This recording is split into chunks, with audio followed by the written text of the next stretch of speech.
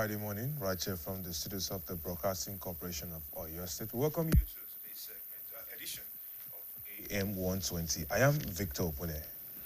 And welcoming you especially this morning to the Friday edition of AM 120 on the Broadcasting Corporation of Oyo State. My name is Jade Sola Ajibola. And of course, you know how we do it on the program. We'll serve you with stories that made the headline in the dailies. And then we'll take you through the weather report. We'll serve you with quotes for the day. It'll go to the interview segment and wrap it up with sport update. And of course, with me this morning is the Nigerian Tribune newspaper. And the major story there will be taken from here.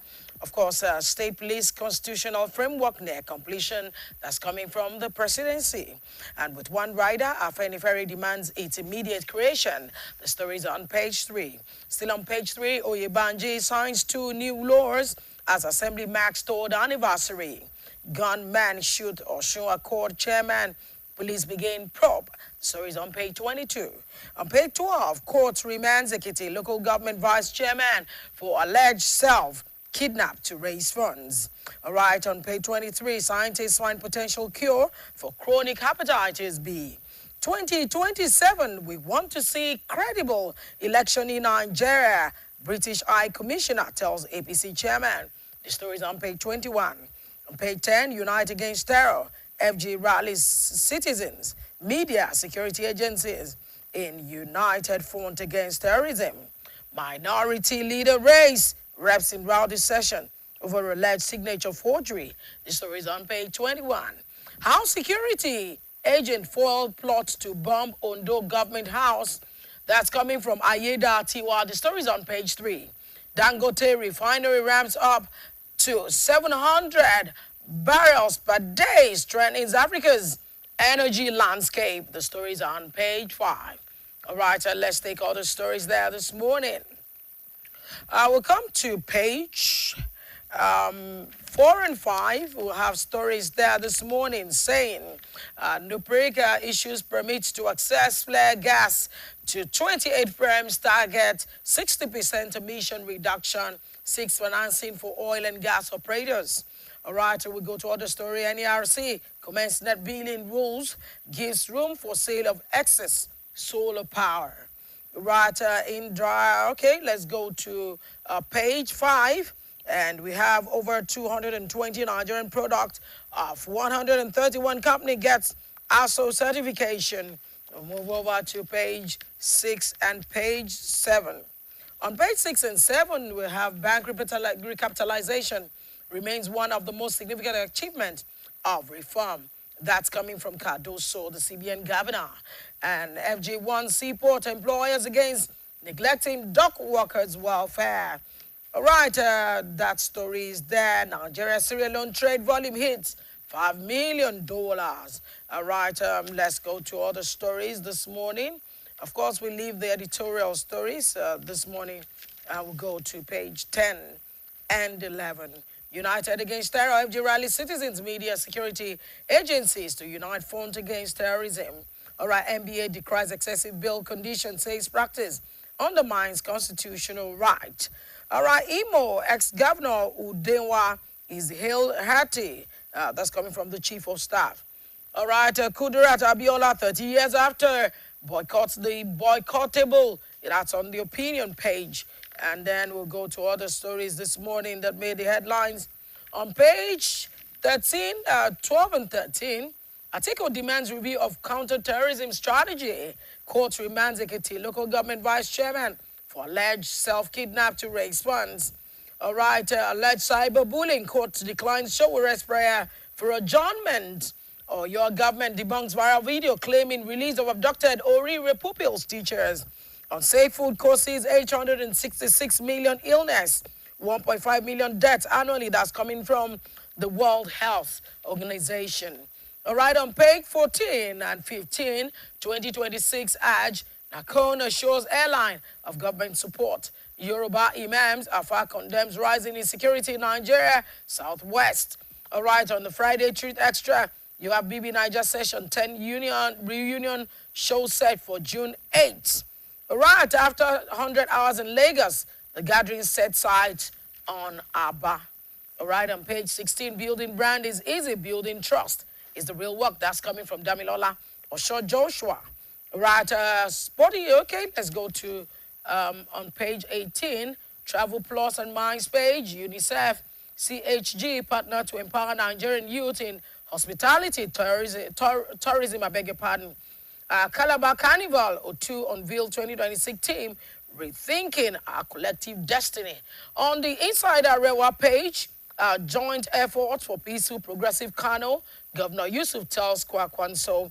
Federal Varsity Local just secured 3 billion naira AI center as Vice Chancellor marks 100 days in office. All right, on page 20 and 22, we have other stories there, and I'll flip through to other pages this morning.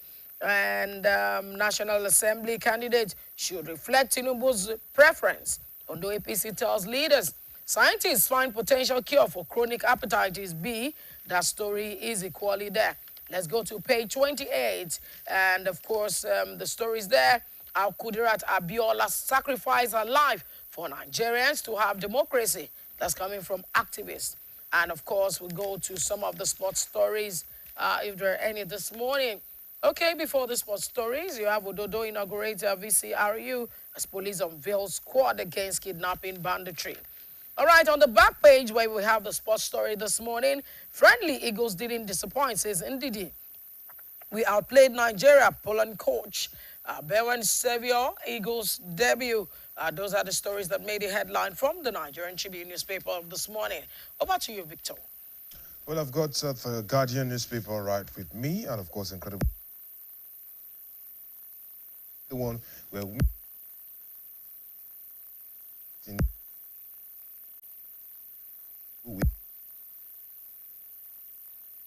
amend governors to boost Ebola prevention funding. Now to page 6, World Environment Day, how abuses, poor regulations, fuel health crisis and economic losses. Now back to page 3 where we have the story. Nigeria finishes 5th as South Africa leads top performing African countries. Federal government screens 400 Nigerians for repatriation from South Africa. That's a story you find on page 4. Anxiety grows over insecurity as federal government ramps up rescue operations right there on page 6. On page 30, NERC orders discos to compensate Band A customers over power supply shortfalls. And we have this one where it's a FBN receiver Sulu Gambari with contempt of court risk sanctions. Dangote refinery expands output to 700,000 barrels per day ahead of the 1.4 million barrels per day target. Now to what we have on page 2, where they say state police framework almost ready for constitutional amendment. Also, we have asylum, UK tightens student visa rules. And we have this one, VDM, police nab suspect behind AI-generated Tinubu voice notes. It's an interesting one. And on page 3, ADC sues Chief Judge over violation of Supreme Court order.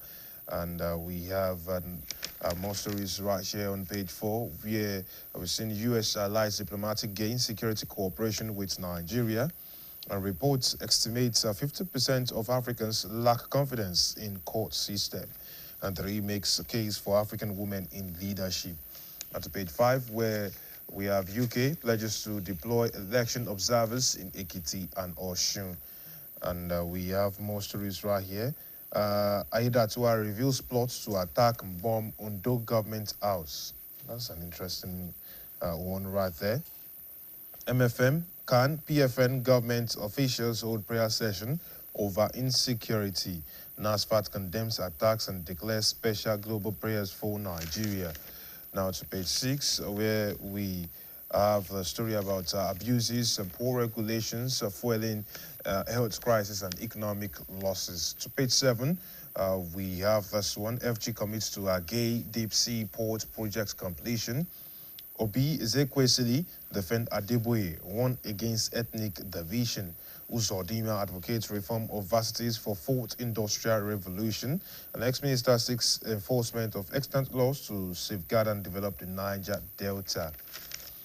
On Metro section, pages 8 down to 9, 4 court members, soldier burns to death in Yola auto crash. concern over discovery of two bodies in Lagos Lagoon. Police nab 3 for alleged murder, recover stolen vehicle in Rivers. Son beats 6 to 5-year-old father to death in Ondo. Police probe arrest of two suspects in Ogun. We are victims of child trafficking, reunite with parents, and Lagos warns Yaba Tech students against cultism and drug abuse. On page 9, tricyclist beats lover to death, abandons corpse with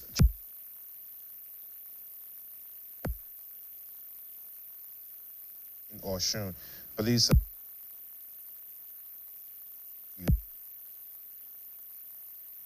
will have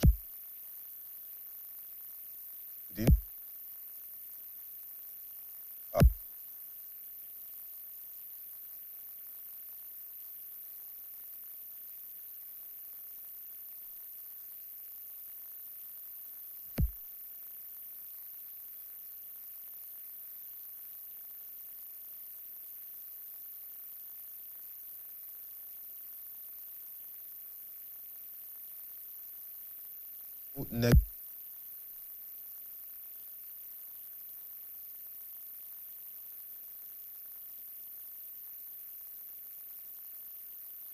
on page credible opposition.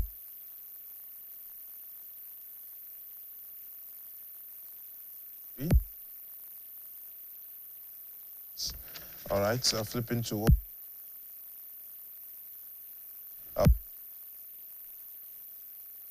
police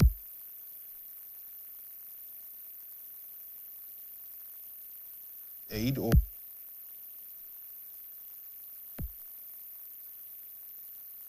it was first AI2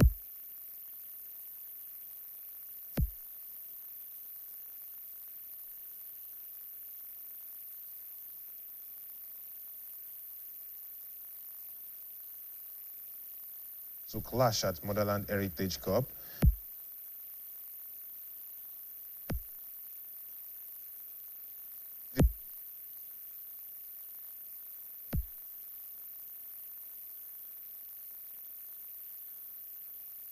One for the weather reports, and then we'll return for the interview segment.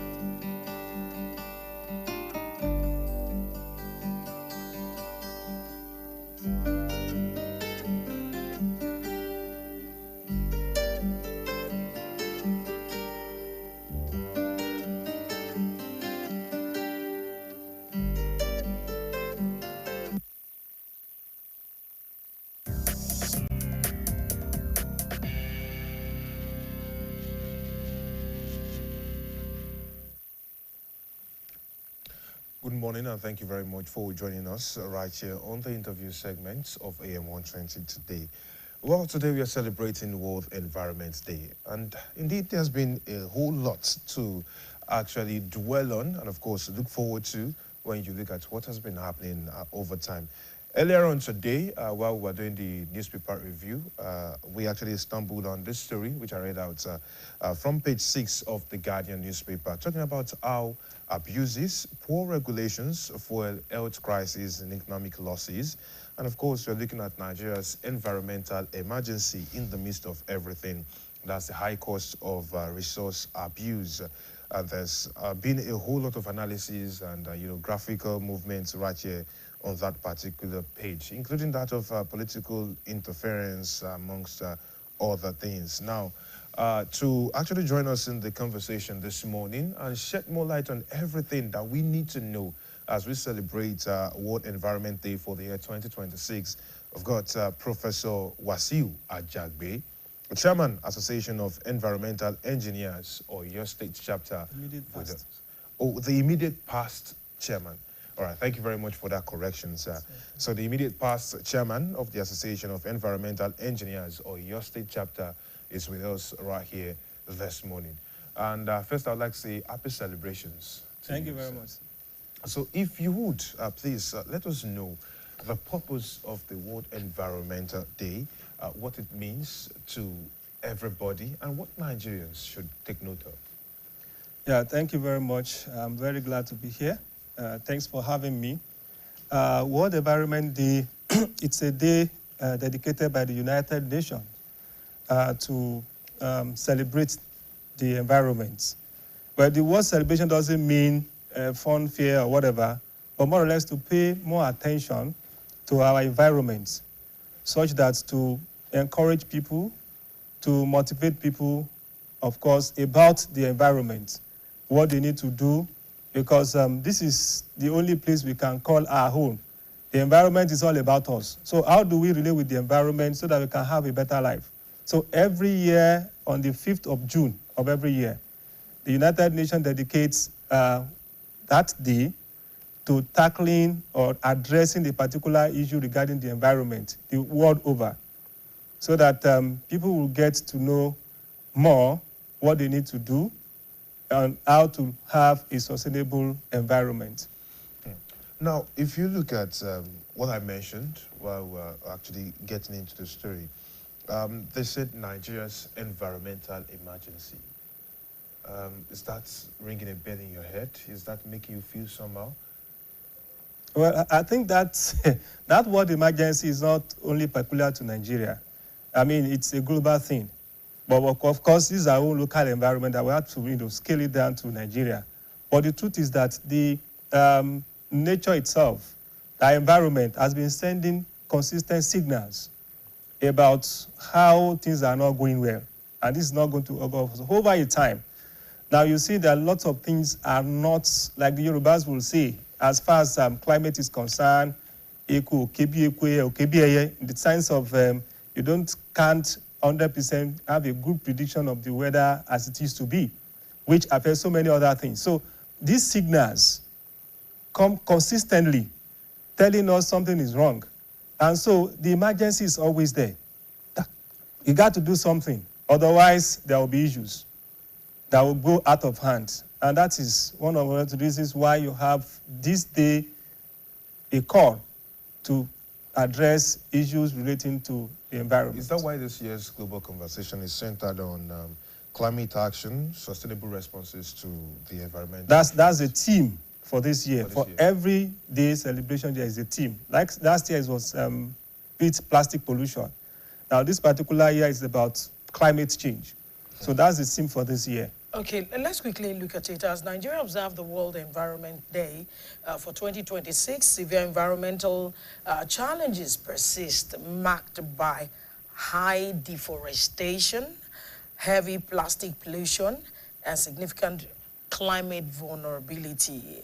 And of course, let's look at it. Annually, plastic generation, Nigeria produces over 2.5 million tons of plastic waste yearly, with major commercial hub like Lagos generating up to 870,000 tons annually.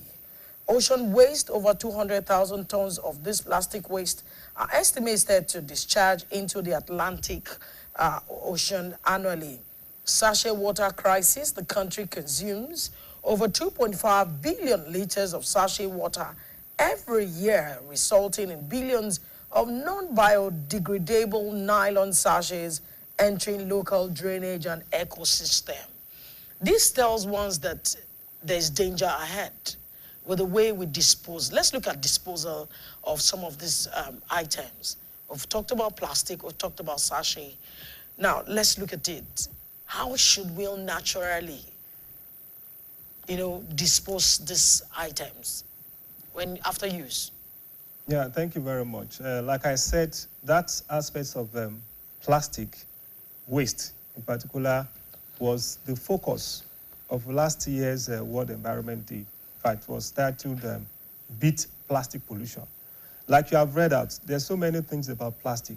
It's somehow unique amongst other, solid waste, in the sense that it is not decomposed like others. It's not biodegradable.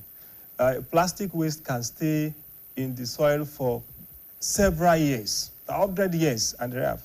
And so when you now have it there, it has a lot of negative impact on the soil itself. Then you also read that when it washed into the ocean, it even impacts the aquatic life in the water.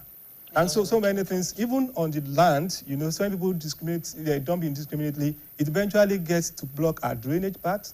That will result to flooding, and so many other, hazards that arises from it. So it's a particular reference in the way that these things are generated. Now, like how should it be disposed? Now, in the first instance, it's not majorly out about disposal, right, to start with. Even plastic, production has to be regulated. Like, for example, in Lagos, they ban the use of plastic, single-use plastic. And I'm sure that Oyo State is also... What do you mean by single-use? Because people need to understand. That single-use plastic is that a plastic that once you, for example, you take a PET bottle, you take the content and dispose it, right? So once you use it and the remaining thing, what you have, the container you have becomes a waste immediately to you, and you just dump it. No, they are trying to, as much as possible, limit this.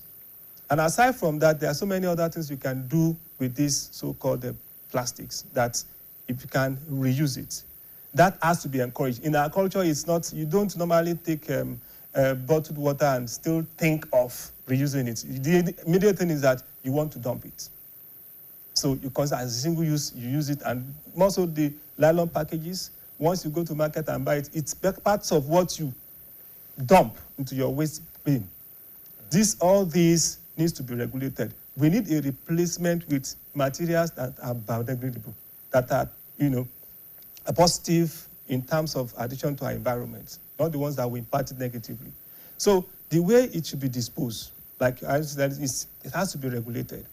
And when it is disposed, because let me clear this, anything you call waste, in the real sense, is actually a material waiting to be reused. Any waste is a material. Now, look, for example, now, these so-called bottles now, you now have people, scavengers, that even look around for them because they are raw materials in producing some other things. So all we need to do is to just know that in the management of the disposal, that we need to dispose it appropriately in a way that they can take it and reuse it. So now disposing is that usually there should be what you call sorting from source.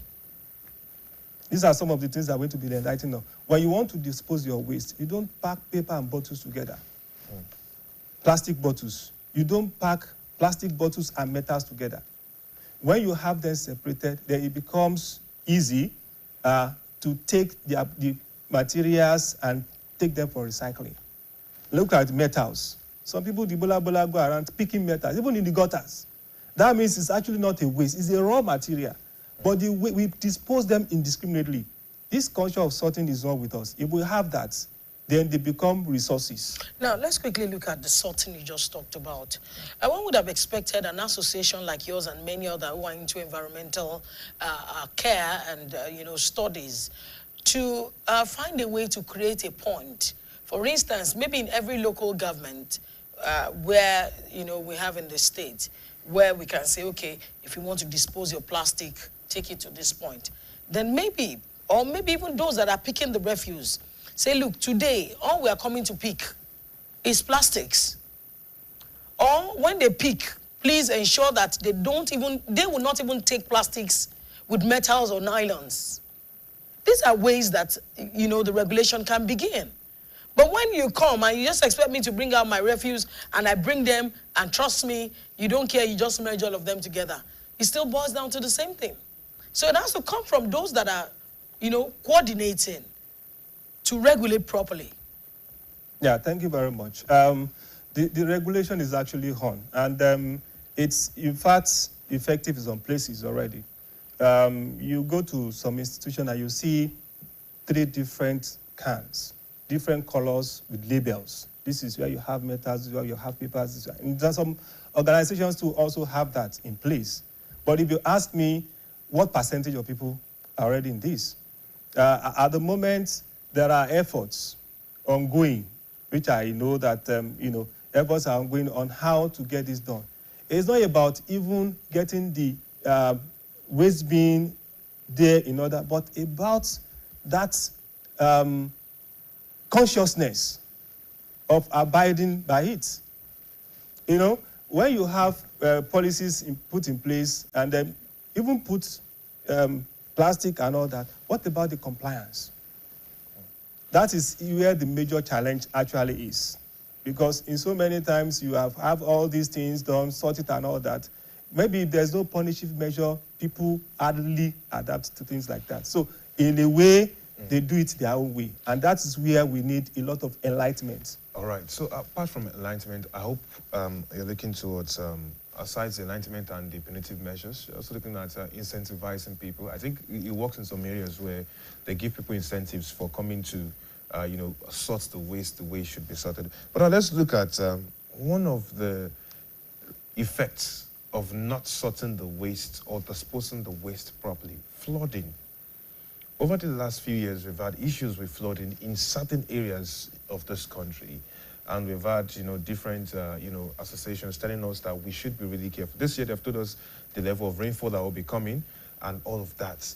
And there's so many things that comes along with flooding. So let's have your take on what you guys understand with flooding, what Nigerians have failed to do over the years especially.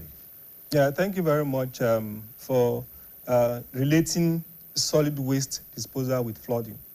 Like I've said, when you talk about flooding, it's actually rainfalls naturally, and when it falls on the surface, the normal ground would absorb some, and whatever you have that is not absorbed into the groundwater will then flow off. That's what you refer to as the runoff. Now, normally, when water has a path to flow through, like provide drainages for the water to flow through, there's no problem. Water goes on its own way. But the moment you do not have provisions for water to pass, to channel the water through a particular part, there won't be, having problem with people.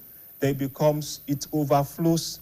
That if there is, and it's not adequate, it overflows it.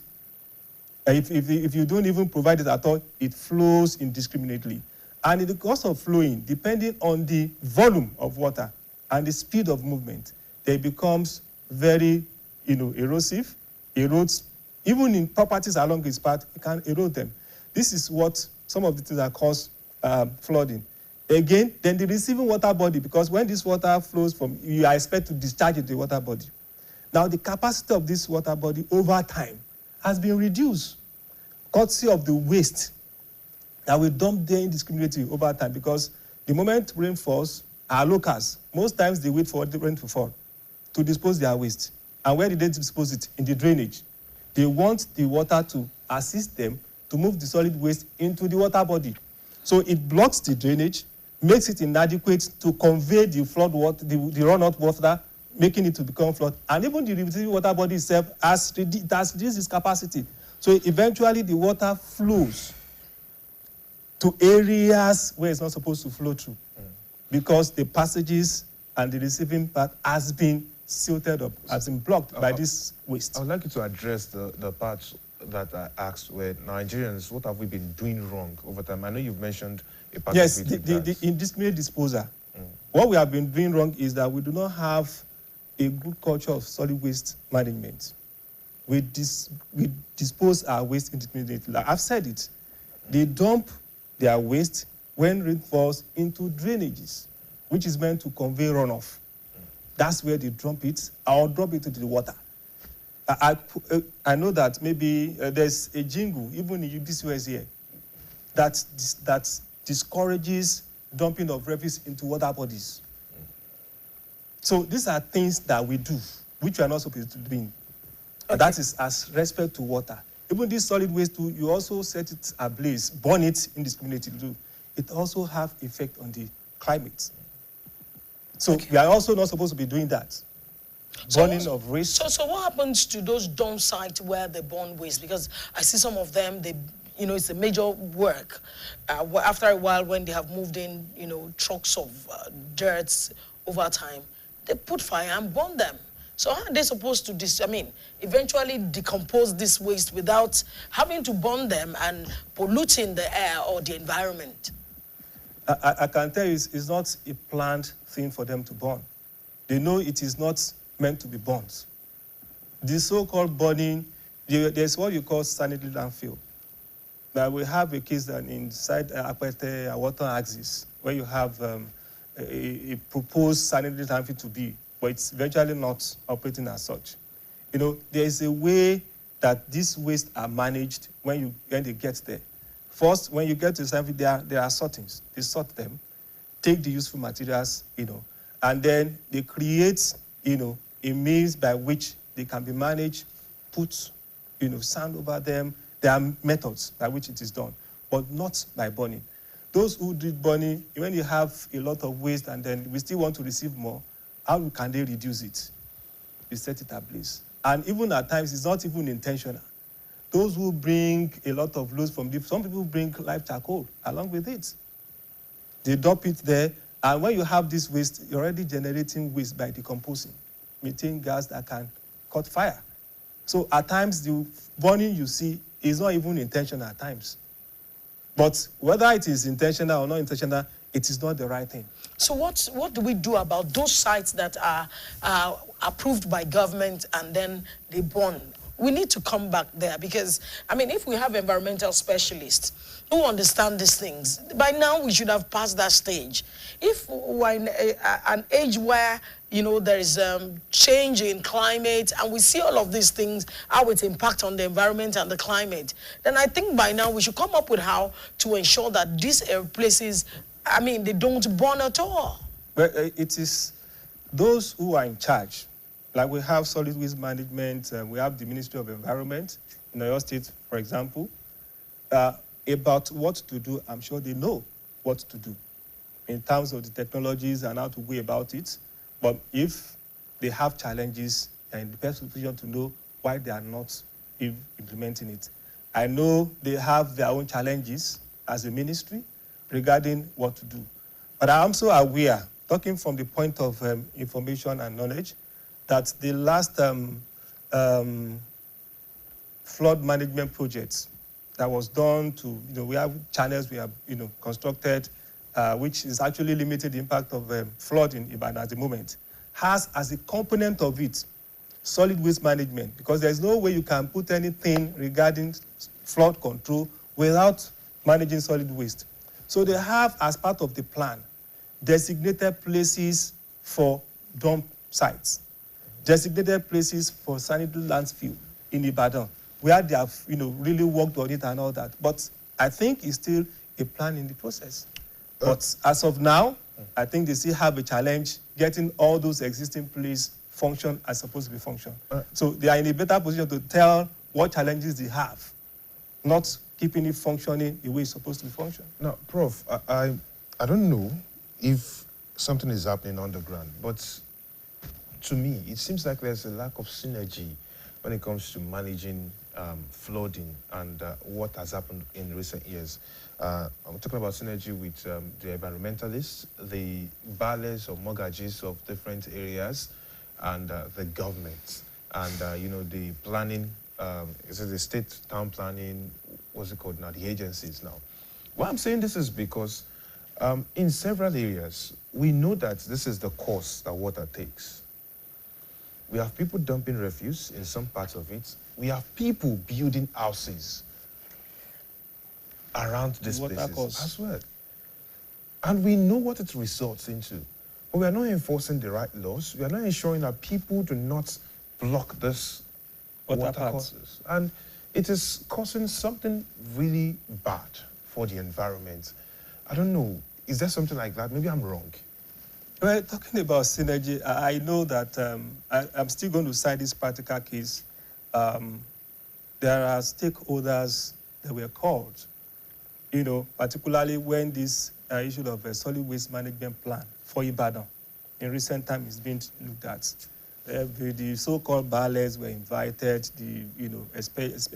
I was part of the delegations, you know, to have our own input and to do further sensitization on it. Like I said, it's a plan in progress as part of that process that is ongoing now. Now, but that particular area that you mentioned about, you know, synergy, and you were talking about Bali and all that, as we on our part, as environmental engineers, has looked at the whole process in the past, that when you talk about solid waste management, the whole thing starts from generation. You manage what you generate, because you generate a waste, then you have to store it, maybe temporarily, then you move it, and then eventually get it to a disposal point. Now, the process of storage, of collecting, of transporting, of disposing, of treating the waste, it is a product of what you generated, right from the onset. So we feel that even aside from the technologies that would do all those processes, why not really focus on the generation? One, you can limit it, what is generated, because we generate waste in this. There are waste that you don't even need to generate in the first instance.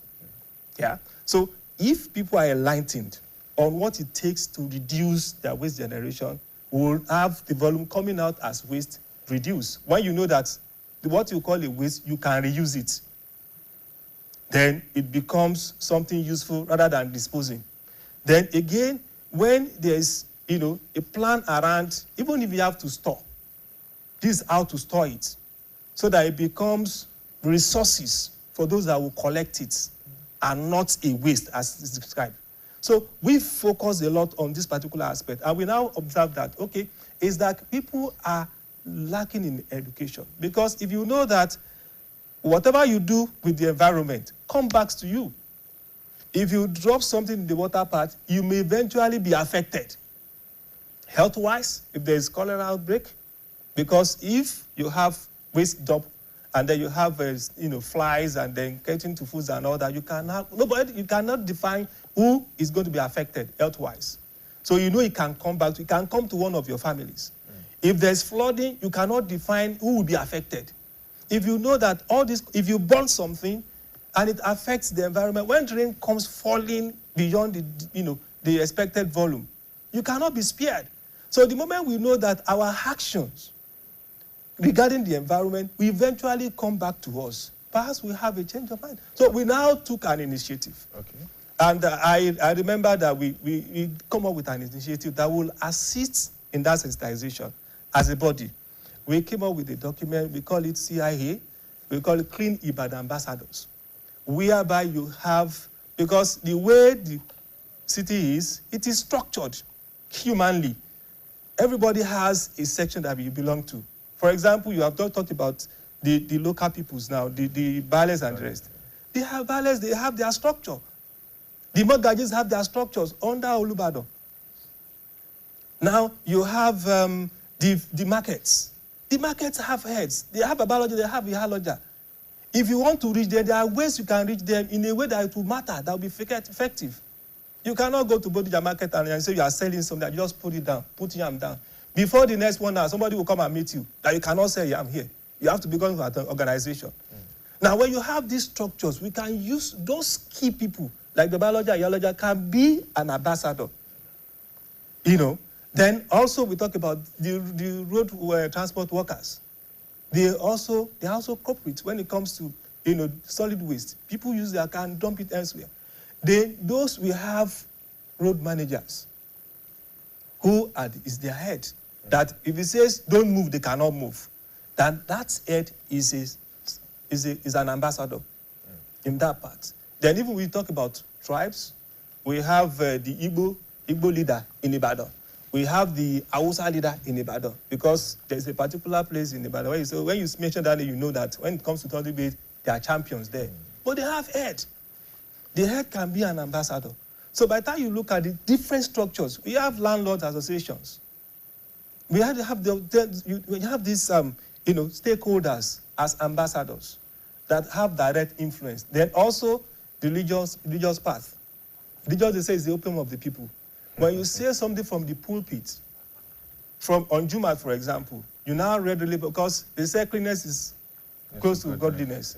Yeah. Every religion has something positive to say about the environment. But you now read from the verses of the Quran on Friday to your congregation and say, this is what God wants, this is what God does not want. On Sunday, the pastor from the pulpit also preaches the same thing, relevant verses from the Bible about the environment. Now, you've also had it from jingles in radio. Now, we also have schools, where you have secondary schools, talking to them and all that. They hear it from school, they hear it from home. In family setup, you hear it. Even traditionally, you hear it. By the time you hear all that, and then we now plan that, okay, media will now be the driving force. So all that, I want to land it that initiative was spread around. I remember we came here as a body to meet the management of BCOS, and we presented our documents. We went to various units in the Secretariat, Ministry of Environment, presented our documents. We went to Ministry of Education, we presented our document. Ministry of Communication, we presented our documents, expecting that, okay, this is what how can we work further on it to tackle that particular area as a stakeholder. Now, Prof, when you were mentioning how it would affect us, you didn't mention the part of food security. That was the only part I was waiting for.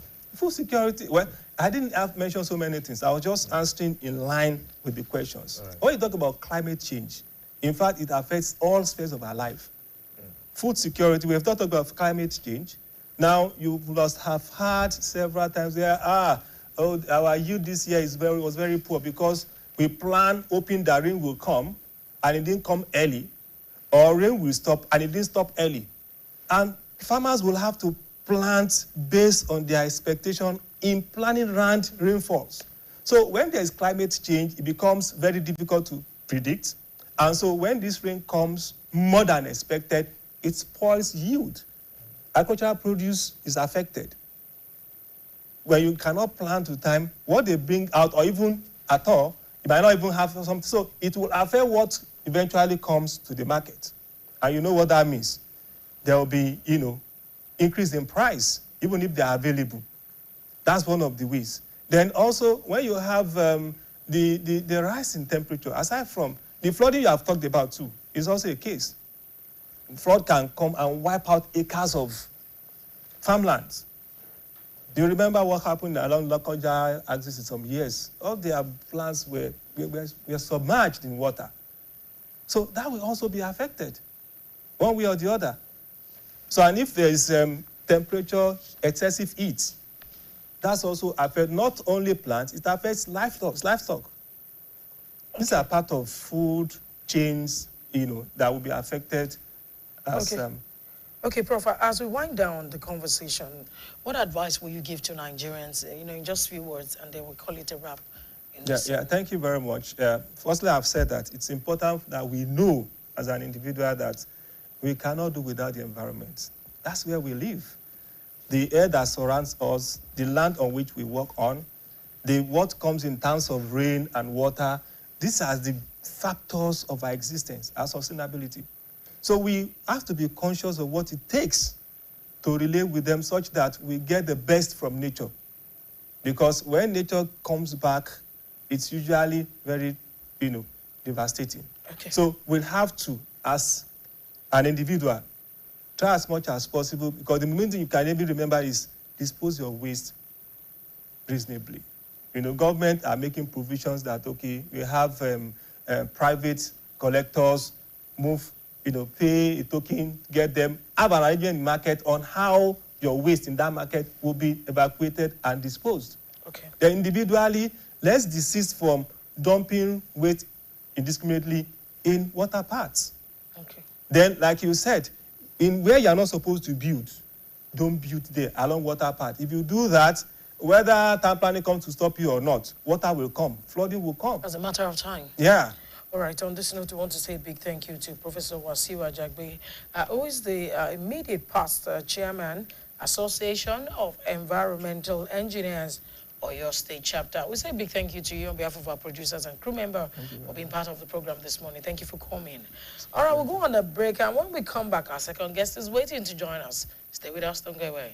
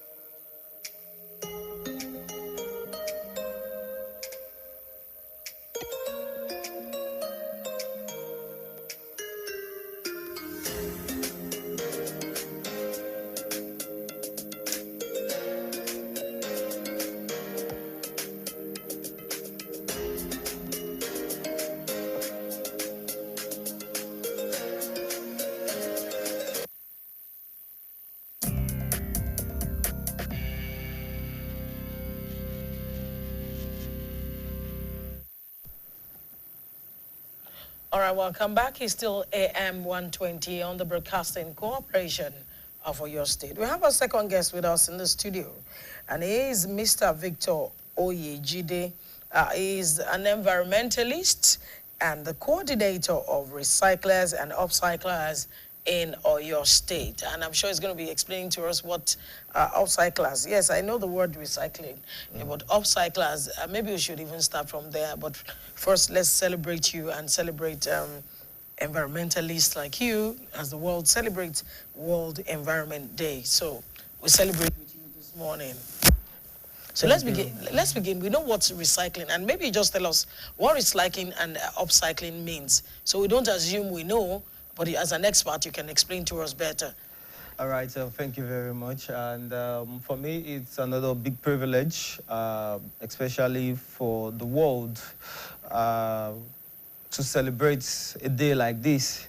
We all live together in Earth, our planet Earth, and the Earth is the Earth is a living thing that provides the source for us to also be living. And that is why it's expected that we take care of the Earth as a body. So the Earth coming into our environment is where we live. So it's important that we care for it. But as it stands, the Earth is bleeding.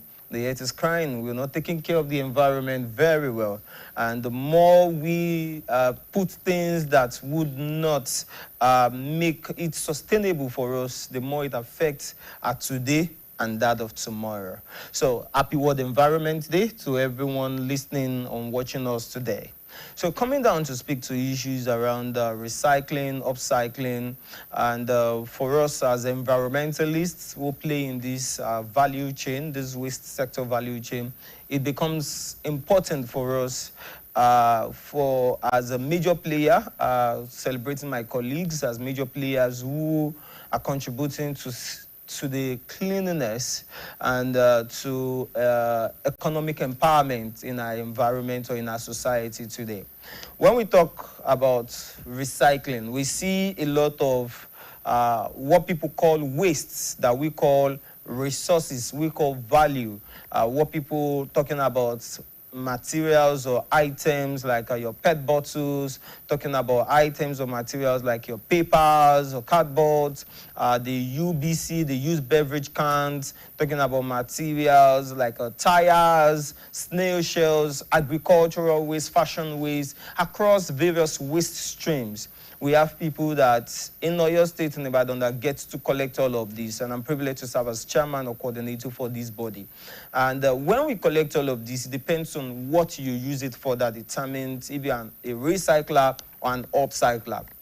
So when we talk recycling, it has to do with a total breakdown of some of these materials. You are picking up a recyclables, and from that place, you get to maybe after collection, you sort it maybe based on colors, based on material types and all, before you now do what engaging in breaking down. Maybe you are baling, maybe you are shredding, maybe you might also be granulating, depending. But when it comes to upcycling now, it has to do with, you don't necessarily have to break down. It has to be you being innovative, you being creative with your hands, with your head, thinking about innovative ways of making use of materials. So let's say, for example, now someone has a PET bottle, which is one of the very easy ones that you see around, cut it in the middle and paint it, and they can now use it as maybe a flower vase, or put a pen, use it as a pencil case, put your pencil, or maybe even as a toothbrush case, someone can put that. Or you see someone that just finished a pure water sachet nylon, and instead of just disposing it, you see people now plant inside it also. Those are some of being creative. So you don't necessarily have to break it down. But you know, when you see machines being involved, so to say, you have a machine that press down the plastics, they use machines to cut it into, let's say PET, for example, cut it into pieces and go through molting, going through hot wash, dry wash, and all of this process. That is highly mechanical. That has to do more with recycling. So basically, upcycling is more of those DIY things. Yeah, do it yourself kind of thing, which is like I said, being creative. I think that explains it better for those people at home. Yeah. Yeah, because that explanation wasn't really clear, the upcycling. I think you eventually mixed it up with recycling again. So just in simple time, one is someone being upcycling has to be you being creative. You have a small material, you look like something innovative you can make with it. You don't necessarily have to throw it away. It might just be as something as cutting something in the middle or just painting something, and you feel like, oh, we can make colors out of this, and it becomes useful for you. Just transform it to another use. So transform it easily into another So use. recycling is breaking it down completely. You break it down completely and remove and make something, another eco-friendly product out of it. Okay, now let's go to the issue of this year's World Environment Day, and which focuses more on protecting the climate itself. Now let's look at the climate. How have we fared managing the climate? How would you say we have fared?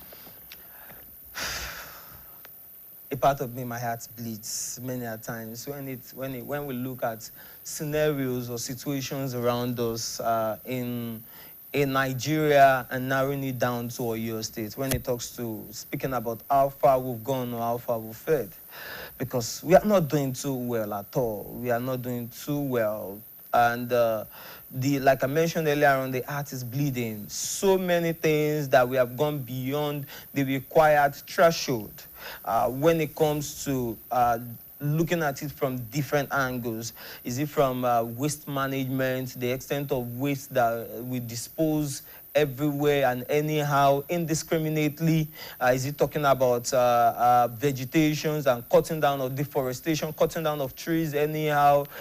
Is it talking about the extent of rising temperatures, sea level rises, that all of these coming from human actions that is really affecting our ecosystem? You know, also talking about biodiversity, the extent of people also hunting and killing down of some of our species. Some of our species are now endangered, and some of these becomes a major issue for sustainability of our climate, of our environment, because when one ceases to exist, the remaining parts would be affected. The reality is, by the time you start seeing that you cut down trees, you don't plant new set of trees, especially for a time like this, the ecosystem will not be balanced. You start feeling too hot. You start feeling uncomfortable. By the time you see that, you start disposing your waste indiscriminately, blocking our waterways, causing flooding, and some of these other activities. It leads to unwanted scenarios that we don't all pray for. That is not really there is not of benefit to the society and also to us as individuals. So we've not done so well at all. And that is why there are so many coping strategies that we've always spoke about, that we keep speaking about for people to really embrace. Before we go to the coping mechanisms that you're going to talk about in the course of this conversation, now who do we blame? Because this time around, we need to talk about who to hold responsible for the climate challenges that are facing us today. Thank you. So one reality stares at us, and as long as you are as an individual in this space, we all have everyone. We have everyone to blame. Whether you're looking at whether as an individual, because at first we are all humans. So if you are not playing your part as an human, you have to be blamed. So if you now find yourself in, let's say, positions of authority as a government now, and you are not doing your part effectively, maybe talking about it from the policy end, as a legislator, talking about it from the enforcement end, as an executive, maybe as a commissioner of people in the Ministry of Environment or in related agencies, if you are also a stakeholder in industry and you are not doing the needful, as it is important. And when I even say stakeholders, I was also talking about religious leaders, whether in your churches, in our mosque, irrespective of wherever we are. The good gospel of environmental sustainability needs to be preached, needs to be spoken about. So whatever you have in your space or whatever you have in your care, you're supposed to see that you use it judiciously for the sustainability of the environment. And it goes a long way. So if we are blaming anyone, everyone has to be blamed as long as you are not doing your part in this space. All right, so you're saying everyone is to be blamed? As long as you're not doing your part. As long as we're not doing our parts. Now, one would think that many people would see some things and would understand what should be done, but you wouldn't blame them on one part because this is how they were brought up. This is what they saw. Take, for example, an individual who grew up over the years seeing that his mother and his grandmother and those before them always threw their waste into something that looks like a gutter whenever the rain was coming, just to ensure that it flows over. When you see such individuals, how do you explain to them, educate them that this thing is not supposed to be so? Given that over time, he has seen them, and is not relating all of that to what has happened in his environment. So what exactly is the information like? Have we done strongly well when it comes to disseminating information, educating the people on what should be done? That's what I'm asking now. Thank you. So, have we done so well? A number of these have gradually been done or are in progress. People are doing actions, but little actions, collective actions goes a long way. People have been executing, or there are people, organizations that have been executing community-driven projects, but the reality is they are also limited within their own space. They are also limited within their own community or within their local space. I, for one, or members of my association have engaged in so many environmental interventions or initiatives to ensure that we keep the environment clean, to ensure that we preach the good gospel of sustainability, going to engage the next generation in their schools, speaking on the assembly ground. I know people that execute projects like an exchange program, which are incentives driven, like a pets for pad, whereby people bring in their pet bottles and they collect sanitary pad in exchange in secondary, girls only secondary schools. That way they see value in it. And we've also seen situations whereby people go into communities, into markets, collect some of these recyclables and give them returns, incentives, also in exchange. So that conversation is on, not just conversations, going beyond talking, but also doing. People have been doing actions. But like I said, you do your part, I do my part. Together, that collective action can actually bring a result.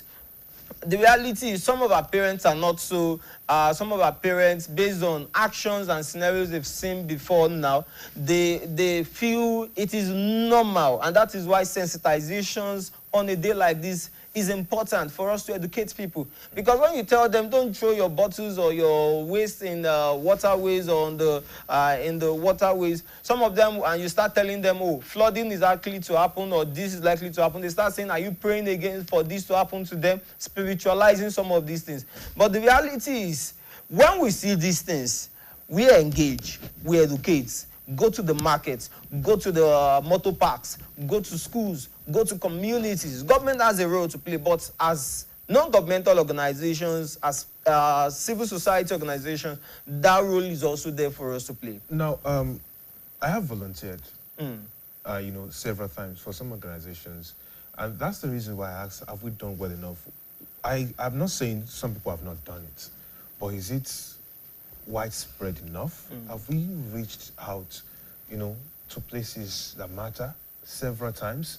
Have we gone to this? Because for many of these people now, I take, for example, those individuals that you mentioned in your examples, they believe that you are praying against, the good of the community if you make statements like that. Because that's how they were wired. That's how they are brought up. But with constant reminders, with constant, spreading of that gospel like you used, I think they would get the message clearly. And that's why I was preaching for that. But let's look at some other areas that we have not exactly done well. Take, for example, like I asked the previous guest, town planning, flooding. A lot of people do not see how interwoven these issues are. But some of us see it, and we're asking the questions.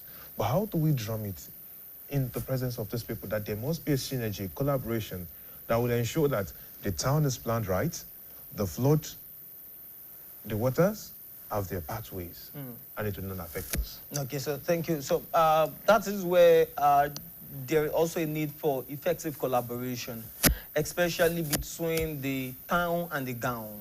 Like you said, you asked the previous speaker, where academicians who are like the gown and the society who are the town. Because in reality now, you have real estate developers, we have town planners who are more concerned about profits. Everybody wants to sell land, sell this space off, sell that space off. Even when you know it's waterlogged, there is a water channel, you want to convert it. You also see governments who would also want to also build roads, do development. And it brings us against the narration of, oh, we want to do development, but we also want environmental sustainability. How do we find the balance? Because development is important. People are also yearning for this. But again, beyond just profits, we need to ensure that we pay attention to what would come back to haunt us later in the future. And that is why we don't look at the now, we look at the later. We don't look at what we want to gain now, we look at the subsequent time. So, when the necessary bodies advise that, oh, this house or this structure is not supposed to be here, or you are not supposed to build here, and you start seeing people build there, it's important that governments come out to enforce. And that is where the necessary bodies, the necessary associations, even the associations of maybe town planners or real estate developers are supposed to effectively monitor their members to see that these scenarios do not happen. But when it happens, sanctions, because all of these are what comes back to us. All of these are part of what comes back to affect us as a society, as an organization. And in doing this, as an individual, in doing this, we effectively curb issues of flooding. In doing this, we effectively, even if you want to maybe put up structures in places, you can easily reload, because water would eventually find its way.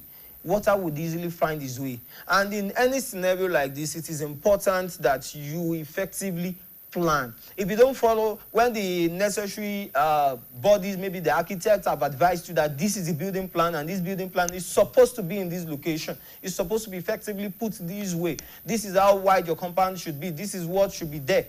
You don't put pavement or concrete across board. But when you now see people going against it, then the law is expected to take its course.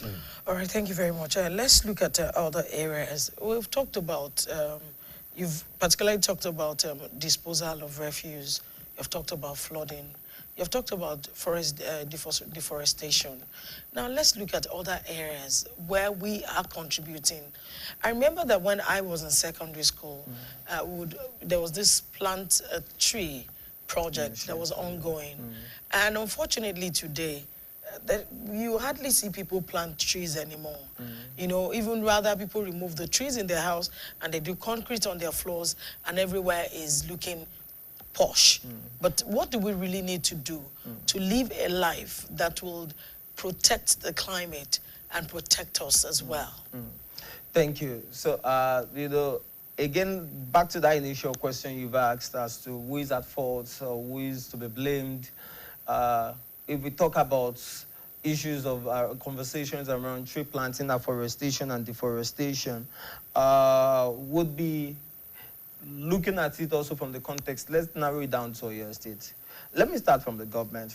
About a year or 2 years ago, we had cutting down of trees at around Agodi Gardens, and we see a lot of environmentalists, civil society organizations come out to speak against it. And you know, one thing I've always said, that development is important, because that is what the state governments came out to say, that, oh, they are trying to build this, they are trying to build that, which in the reality doesn't speak too well. But let's say you even want to put up development in places. If you are cutting down one tree, you should be trying to plant at least 10 in replacements. At least 10 in replacements. And that way, we can give a balance to the ecosystem. Because this place you are cutting down is a natural habitat for some of our flora and fauna. The trees, the birds, different species who are now gradually endangered. So if you are cutting down anything, you have to see that you multiply, you plant more. Now let me ask, why is it difficult for us to plant? Is it that we don't have the seedling, or what's responsible for our inability to plant? Because it's a concern for us. I mean, if you have the energy, the audacity, to cut down, the license, the energy to cut, I don't think it takes so much effort to plant than to actually cut down. So why is it difficult? human interest.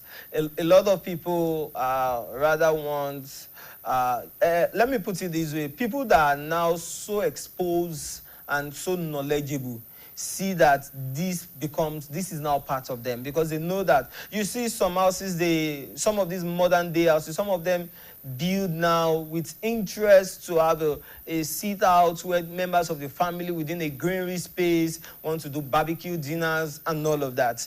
But again, with some people that are not so knowledgeable, you see them building and use concrete across board.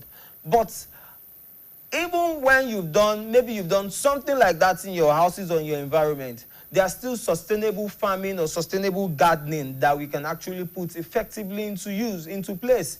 At times maybe you don't even have to have soils around you before you can plant. Like I mentioned before, you can even plant in buckets, you can plant in grow bags, you can plant in materials that you find around you, as long as you can put the soil and you can put the seed.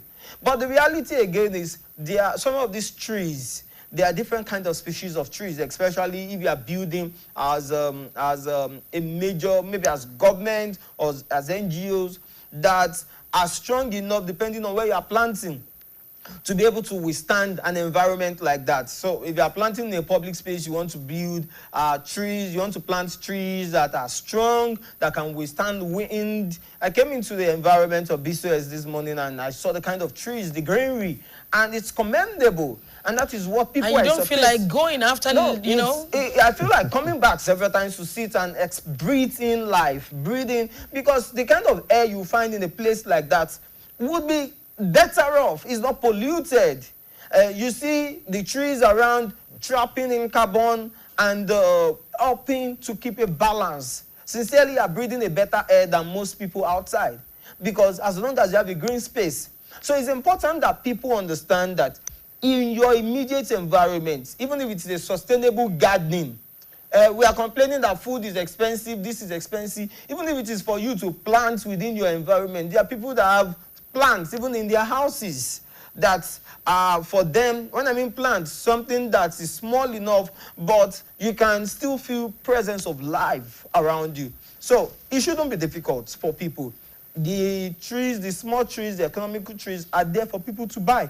And I know that a lot of people, even government, is willing to give out these seedlings. You go to NIOTS, the horticultural, they're also willing to give out, even if it is for you to buy. They come at a very cheaper rate, so a more affordable rate. But again, like I know that individuals, NGOs are still doing this. And as much as you want people to get involved with you, people can always reach out and they get engaged in community-driven initiatives like that. Okay, well, talking about seedlings and planting, how is all of this affecting our food security as a nation? Thank you. So at some point, we would always talk about tomatoes is expensive. At some point, we talk about how we live. Most of the food we eat nowadays is either we've used some kind of chemicals to grow them. Most of the food we eat nowadays is either there's some form of pesticides that have been used on them when they were nurturing them to grow. And they affect our body systems. They affect our body systems. Apart from the fact that you can organize a sustainable garden within your house, you can get soil, get a grow bag, or build even bottles, or even within tires, within different things. You can easily ensure that you grow your own materials, you grow your own food. And that is more better. You can easily throw seeds of ewedu.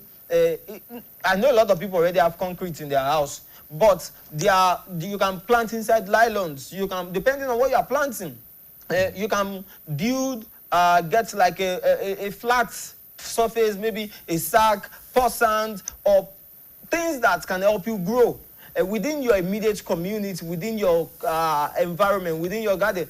A small space, plant there, and before you know it, you are eating food, or you are taking it directly from your garden without breaking the bank. And some of these fruit items can easily grow without, as much as you give them supervision, but they can easily grow without much stress.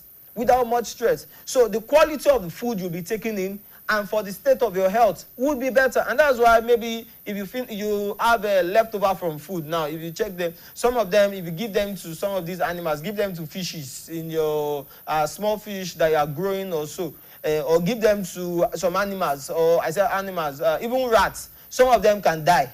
Or some of them die easily from taking these things because there are chemicals ingested in them. That is why we also talk about people even making their own food in their houses now. We see situations around bread recently where someone was talking about the fact that, oh, some of these breads now do not last, some of these breads last longer than their shelf life or their shelf time because there are harmful chemicals that come into it to sustain them.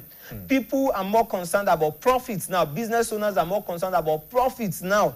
Whatever will bring the yield fast enough, or whatever will bring the profits early enough or for a long time is what they would rather do than the interest or lives of people, and that jeopardizes the system. So if you have your garden, you can plant and harvest your tomatoes, harvest your ewedu, harvest the little things you can take. Even for fruits, you can easily do that. And that way, you are no longer part of the people that will be complaining about food security or the challenges that present. The security part and talk about security because a lot of people have been trying to make correlations between the security, especially with the height of insecurity across the nation, and the environment, the climate changes and everything. I'm trying to see how it relates. Maybe you can help me break it down. Maybe you can help others also see what those people have been pointing at. Maybe they would understand that there's a relationship between the climate changes, the environment, and the insecurity issues that we are facing. Okay, so one thing we see is that, you know, when I think when we started our conversation, when conversations was issues started happening with Boko Haram in Nigeria, there were conversations that some of them were coming from our neighboring countries, maybe around Lake Chad or Niger, and some of these places, you see that there are extreme heat, there are extreme scenarios, drought is happening, and these are people that have animals that their drought is happening, extreme heat, and all of these are effects or resultant of climate change.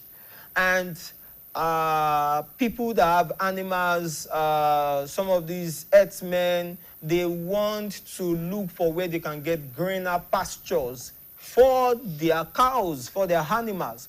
So they will move in to wherever. So that movement, that migration will definitely happen as much as they are looking for what they can use to feed. Lake Chad is also shrinking. The water level is dropping. They are looking for water. People are looking to be able to still live and survive. And as much as Lake Chad is shrinking, people will come down or go up to wherever they can get these resources. And all of this is due to climate change.